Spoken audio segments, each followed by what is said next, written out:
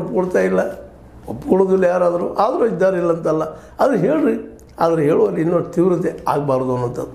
ಇನ್ನು ನಿಮ್ಮಂಥವರೆಲ್ಲ ಮಾತಾಡುವಂಥ ಎಲ್ಲ ಘಟನೆಗಳು ನೋಡಿದಾಗ ವಿಶೇಷವಾಗಿ ಈ ಒಂದು ಅತಿರೇಕದ ಟೀಕೆ ಟಿಪ್ಪಣಿಗಳು ಯಾರೇ ಮಾಡಿದರೂ ತಪ್ಪ. ಒಂದು ಕಡೆಗೆ ಸಿದ್ದರಾಮಯ್ಯನವರು ಕೈ ಮಾಡಬಾರ್ದಾಗಿತ್ತು ಅನ್ನೋದು ಅಷ್ಟೇ ಸರಿ.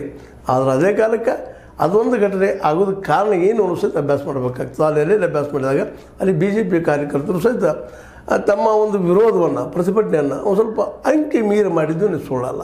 ಹೀಗಾಗಿ ಈ ಪಕ್ಷಗಳ ಮಧ್ಯೆ ನಡೆದಂಥ ಈ ಒಂದು ತಿಕ್ಕಾಟ ಆದಷ್ಟು ನಾಗರಿಕವಾಗಿರಲಿ, ಸಂವಿಧಾನಕ್ಕೆ ಬದ್ಧವಾಗಿರಲಿ ಅನ್ನೋದು ಒಂದು ಸಾಮಾನ್ಯ ಎಲ್ಲರ ಅಭಿಪ್ರಾಯ. ಹೀಗಾಗಿ ಕಾಂಗ್ರೆಸ್ ಮತ್ತು BJP ಕಾರ್ಯಕರ್ತರು ಇಬ್ಬರು ತಮ್ಮ ಅಭಿಪ್ರಾಯಗಳನ್ನ ಹೇಳ್ರಿ, ಜನರ ಕೈ ಮುಟ್ಟಿಸ್ರಿ, ತಿಳಿಸ್ರಿ. ನೀವು ಜನರ ಮನಸ್ಸನ್ನು ಗೆಲ್ಲುವಲ್ಲಿ ಯಶಸ್ವಿ ಆಗಿರಿ.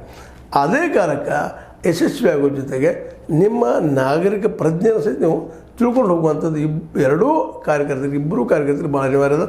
ಅದನ್ನು ಸೂಕ್ಷ್ಮವಾಗಿ ನಮ್ಮ ಲಕ್ಷ್ಮೀ ಹೆಬ್ಬಾಳ್ಕರ್ ಬಾಯಿ ಅವರು ತಿಳಿಸೋ ಪ್ರಯತ್ನ ಮಾಡಿದ್ದಾರೆ.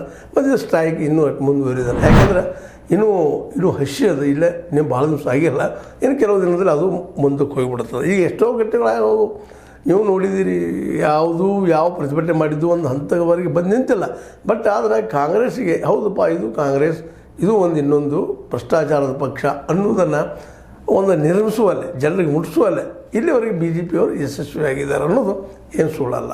ಜನರ ನಿಧಾನಕ್ಕೆ ಇವರು ಮಾಡಿದಂಥ ಗ್ಯಾರಂಟಿಗಳ ಸಹಿತ ಮರಿತಾ ಇದ್ದಾರೆ. ಗ್ಯಾರಂಟಿಯಿಂದ ಲಾಸ್ ಆಗಿದ್ದನ್ನು ಬಿಂಬಿಸುವಲ್ಲೇ BJPಯವರು ಯಶಸ್ವಿಯಾಗಿದ್ದಾರೆ.